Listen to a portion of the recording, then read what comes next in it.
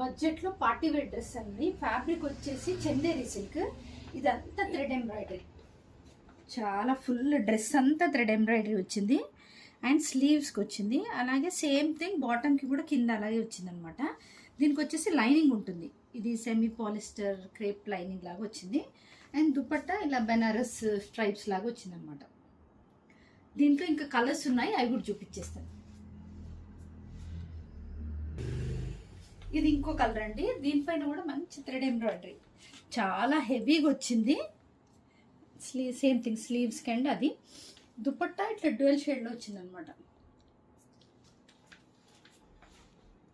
వచ్చేసి rust orange అండి.